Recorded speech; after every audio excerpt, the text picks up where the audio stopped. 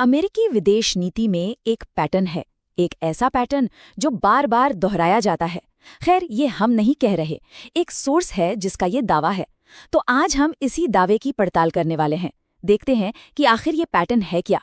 तो ये सोर्स सीधे सीधे एक बहुत ही चुभने वाला सवाल पूछता है। सवाल ये कि क्या ईरान का हश्र भी इराक, लीबिया और सीरिया जैसा ही होगा? ये सवाल सोचने पर मजबूर कर देता है। क्या इतिहास खुद को दोहराने जा रहा है, एक खतरनाक अंदाज में? अच्छा, तो इस पूरे दावे के पीछे की वजह क्या है? देखिए, सोर्स का लॉजिक बड़ा सिंपल है।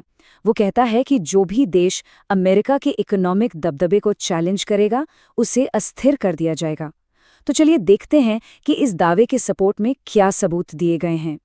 तो सवाल उठता है कि इन सारे इंटरवेंशंस, इन सारे हस्तक्षेपों के पीछे की असल कहानी क्या है? सोर्स के हिसाब से इसका जवाब एक सिस्टम में छुपा हुआ है, जिसे कहते हैं पेट्रो डॉलर सिस्टम। आइए समझते हैं कि ये पेट्रो डॉलर प्लेबुक आखिर है क्या चीज।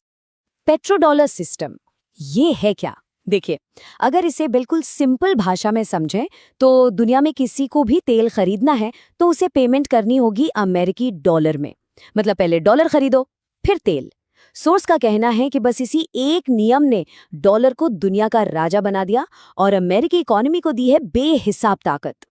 तो सोर्स के मुताबिक ये जो प्लेबुक है ना, ये 4 सिंपल स्टेप्स में काम करती है। स्टेप 1, कोई देश डॉलर सिस्टम को चैलेंज करता है। स्टेप 2, उस देश पर इकोनॉमिक सैंक्शंस यानी आर्थिक प्रतिबंध लगाकर उसे दुनिया से अलग थलग कर दिया जाता है। स्टेप 3, देश के अंदर ही लोगों में गुस्सा और विरोध की आग भड़काई जाती है। और फिर आता है फाइनल स्टेप, स्टेप 4, मानवता या ह्यूमैनिटी के नाम पर मिलिट्री एक्शन।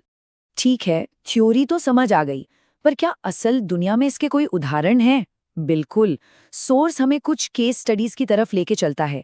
ये उन देशों की कहानी है जिन्होंने इस सिस्टम को चैलेंज करने की कोशिश की और सोर्स के मुताबिक इसकी बहुत बहुत भारी कीमत चुकाई। जैसे इराक को ही ले लीजिए। सोर्स का दावा है कि इराक पर हमले का जो असली ट्रिगर था वो वेपन्स ऑफ मास डिस्ट्रक्शन नहीं, बल्कि एक फैसला था। साल 2000 में सद्दाम हुसैन ने ऐलान कर दिया कि इराक अब अपना तेल डॉलर में नहीं बल्कि यूरो में बेचेगा। और बस इसे पेट्रो डॉलर सिस्टम की जड़ों पर सीधा हमला माना गया। और इसका नतीजा क्या हुआ? सोर्स इराक की एक बिफोर और आफ्टर वाली तस्वीर दिखाता है और ये तस्वीर वाकई दिल दहला देने वाली है। हमले से पहले इराक मिडिल ईस्ट का एक ताकतवर, पढ़ा लिखा और खुद पर निर्भर देश था, और हमले के बाद चारों तरफ अराजकता, आइसिस का जन्म और एक ऐसा देश जो आज भी साफ पानी और बिजली जैसी बेसिक चीजों के लिए तरस रहा है। यही पैटर्न सोर्स के मुताबिक लीबिया में भी दोहराया गया। वहां मुअम्मर गद्दाफी एक गोल्ड बेस्ड अफ्रीकन करेंसी बनाने का प्लान कर रहे थे। जाहिर है, डॉलर के लिए ये एक और सीधी चुनौती थी। और नतीजा, अफ्रीका का सबसे डेवलप्ड देश आज एक फेल्ड स्टेट बन चुका है, जहां अलग अलग गुटों और मिलिशिया का कब्जा है। लेकिन सवाल ये है कि क्या ये प्लेबुक हमेशा एक ही तरीके से काम करती है? सोर्स कहता है नहीं, कुछ मामलों में तरीका थोड़ा बदल दिया जाता है। डायरेक्ट मिलिट्री एक्शन की जगह प्रॉक्सी वॉर्स का सहारा लिया जाता है, मतलब छद्म युद्ध, जैसे सीरिया, अफगानिस्तान और यमन में हुआ। जरा इस टेबल पे नजर डालिए। सोर्स क्या कहता है? सीरिया में लड़ाई की वजह आतंकवाद नहीं बल्कि गैस पाइपलाइनें थी। अफगानिस्तान में नेशन बिल्डिंग का जो प्रोजेक्ट था वो 20 साल बाद पूरी तरह से नाकाम हो गया। और येमेन में दोस्तों की मदद के नाम पर जो हुआ उसने दुनिया का सबसे भयानक ह्यूमैनिटेरियन क्राइसिस खड़ा कर दिया। मतलब हर बार वजह कुछ और बताई गई और असली मकसद और नतीजा कुछ और ही निकला। अफगानिस्तान की कहानी तो खैर हम सब जानते हैं, बहुत लंबी और दुखद कहानी है। ये टाइमलाइन साफ साफ दिखाती है कि कैसे 20 साल और खरबों डॉलर पानी में बहाने के बाद मिशन ठीक वहीं आकर खत्म हुआ जहां से शुरू हुआ था, यानी तालिबान के राज में।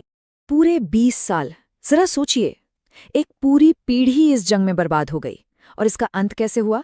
काबुल एयरपोर्ट की उन तस्वीरों के साथ जिन्हें देखकर आज भी रोंगटे खड़े हो जाते हैं और जिसे दुनिया शायद कभी नहीं भुला पाएगी।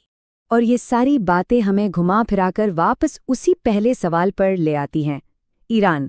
तो क्या वही पुरानी प्लेबुक आज ईरान पर भी इस्तेमाल की जा रही है? आइए देखते हैं कि सोर्स इस बारे में क्या कहता है। सोर्स के मुताबिक ईरान के खिलाफ भी वही जाने पहचाने तरीके अपनाए जा रहे हैं, भयंकर आर्थिक प्रतिबंध, प्रोपेगेंडा और टारगेटेड अटैक्स। लेकिन यहाँ एक बहुत बड़ा लेकिन है। ईरान न तो सद्दाम का इराक है और ना ही गद्दाफी का लिबिया। इसकी अपनी एक बहुत मजबूत और ऑर्गेनाइज्ड मिलिट्री है और पूरे रीजन में इसका जबरदस्त दबदबा है। तो फिर असल मकसद क्या हो सकता है? सोर्स के हिसाब से लक्ष्य बिल्कुल साफ हैं। ईरान के तेल और गैस के बड़े भंडारों पर कंट्रोल, रीजन में अपने एक बड़े दुश्मन को कमजोर करना, वहां एक अपनी पसंद की सरकार बिठाना और सबसे जरूरी पेट्रो डॉलर के साम्राज्य को हर चुनौती से महफूज रखना। तो इन सारे उदाहरणों को देखने के बाद सोर्स एक ही निष्कर्ष पर पहुंचता है, और ये निष्कर्ष एक चेतावनी की तरह है। चेतावनी ये कि इतिहास हमें बार बार एक ही सबक सिखाता है कि विदेशी हस्तक्षेप से कभी भी शांति या खुशहाली नहीं आती, बल्कि जो आता है वो है सिर्फ तबाही। और आखिर में सोर्स हमें एक बहुत ही गहरे सवाल के साथ छोड़ जाता है, एक ऐसा सवाल जिस पर सोचना बहुत जरूरी है। क्या इतिहास हमें ये चेतावनी दे रहा है कि जो लोग मुक्तिदाता यानी लिबरेटर बनकर आते हैं, अक्सर वही सबसे बड़े एनस्लेवर्स यानी गुलाम बनाने वाले बन जाते हैं?